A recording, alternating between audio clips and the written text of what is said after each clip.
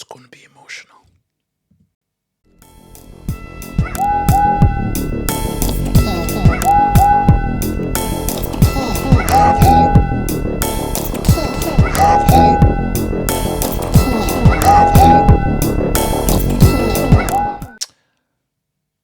It's going to be emotional. Like, there's no other way to do that. It's going to be very, very emotional, man. Just even when I was just like looking through photos, just looking at what it was, I'm like, bro, times were good. Like, like, is that saying where you never know how good you have it until you no longer have it. This is how you don't know how good as have it is going. Whatever the saying is, like Mourinho was one of the greatest figures in football. When you just look at greatest just individuals, the greatest figures, just the greatest figures, the greatest individuals, the greatest human beings, the greatest characters, the greatest in football. Mourinho is there. Uncle Mo is there. Because Mourinho was the first superstar manager. You know how everyone wants to be a superstar and everything? Mourinho was he was the first. He was the originator, the special one. He was the first. That's made, actually being a manager is actually sexy. Where he was more famous than the players. He was more famous than the players. And it's like, come on, bro. Like, you see, I mean, Maresca, thank you, everything, but Maresca, you're not Mourinho, bro. You're not Mourinho. And this was very clear. Mourinho, he's coming home. Like, Chelsea will always be his home. And I know for a fact, he doesn't even say this, he'll know for a fact, Mourinho's club is Chelsea. He did this thing at Real Madrid, he did this thing at Inter Milan, he did this thing at FC Porto. Then he went to Tottenham, Roma, Fenerbahce, all these guys. Man United as well. Still the last manager to actually win United like an actual proper trophy. Like the last manager for United to win a European trophy. But Chelsea was his home. And I just say to myself that, you always think about what if. What if Mourinho's plan was to be like Fergie, i.e. he wanted Chelsea to be his club. Mourinho's plan was never to be doing what he's always doing. That is why whenever I just see Mourinho, like whether he's at Fenerbahce or Roma, Mourinho never wanted to be a managerial whore. He never wanted to be a managerial whore. He always wanted to be like, this is my club. This is my club, and I am going to be dedicated fully to this club. Similar to what Ferguson was for United. So what he wanted is that when you think of Chelsea, you think of one guy, you think of Mourinho. And that's how it should have been. But Abramovich is Abramovich, and Bram is going to Bram. It's just Bram is going to Bram. But I just like in an alternate world. In an alternate world, Mourinho is still the manager of Chelsea today. And once he leaves, he doesn't leave for another club. He leaves for international football to conquer the international frontier. But in a different world, Mourinho is taking on Pep. He's taken on Klopp. He's taken on all these newcomers, but he is fully embedded into Chelsea. And there's something I'm going to bring us to. That's why it's an alternative world, because that is not steeped in reality. When you just look at what happened to Abramovich, when you look at the new ownership who took over, there is no world in which these blue coal, Egbali, Todboli guys are in charge with Uncle Mo. It's an oxymoron. It's like mixing oil with water. Uncle Mo and Mourinho cannot mix with Todboli and these dudes.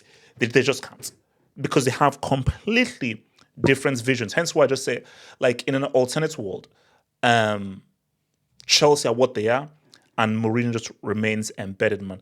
But look, Chelsea have business to take over, and Chelsea will take over that business. We'll beat Benfica. That's an easy job. Like, we'll beat them. But I think once Mourinho steps onto Stamford Bridge, for sure he'll be emotional and this is what I said before. Any fan who dares, I sextuple I sextuple dare any fan to boo him.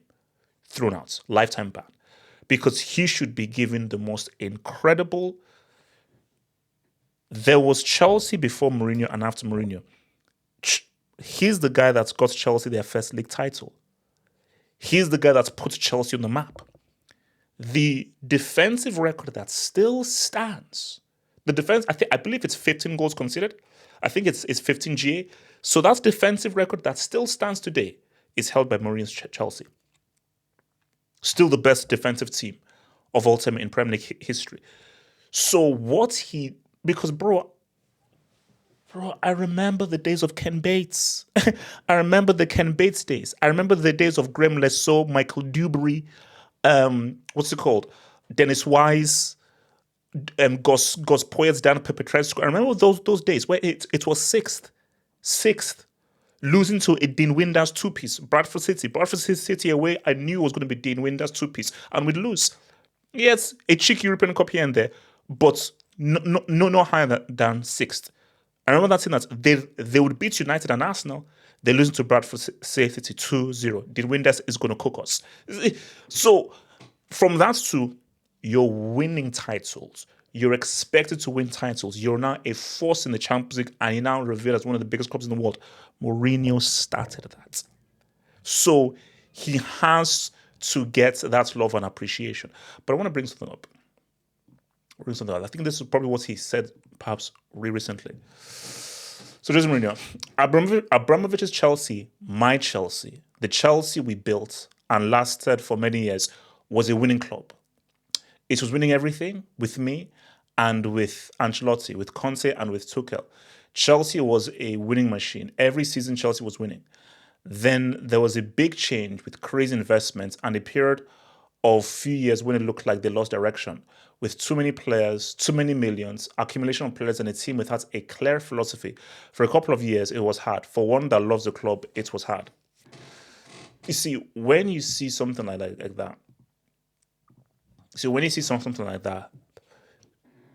you like it's similar to Drogba, and you know, like him and Drogba like this, and Drogba said like, no, I don't recognize my club anymore. Like, what was built with Mourinho and Abramovich, it's not the same now. So this whole thing of where it's a long-term investment, you're doing lifetime blood packs and everything. So I'm with Mourinho, because for Mourinho, I was like, wait, what is, like, Chelsea are a winning club. Chelsea are a winning club. If Chelsea go a man down and with 10 men, they don't fall. They go ahead and still try to freaking win. So it's just so, it's so hurtful. That's it's hurtful just to hear Mourinho say those words, knowing what Mourinho was to this club, and seeing where the club is at right now. Hey, I celebrated the Club World Cup 100%, and I'll write it to a World Cup champion. But when you just look at the standards that were maintained under Mourinho, and where the standards are right now, where top four qualifier. Chelsea is not a qualifier for Champions League matches. Chelsea is not a top four match. Chelsea, you're expected to win the title. You're building in the summer to win the title. This, I say, what's it called? Build like project. Project is the most triggering word in football. That is the most triggering word of football because it's a lie, and it's a smokescreen to mediocrity. All that matters is the W. All that has ever mattered is the freaking W. So, look, man, it's going to be emotional because seeing Mourinho is just a reminder of what was. How things used to be. That's what it is. It's like, oh yeah, we were the biggest club in the world. Oh yeah, like we were expected to win the title every single year. Oh yeah, our title challenge didn't just last 2 weeks. It's lasted an entire season.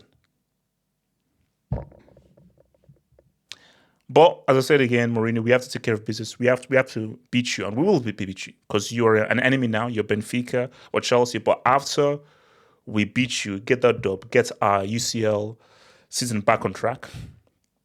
Afterwards, I think the entire stadium and crowd will be like, Jose Mourinho, we 100% and always salute you.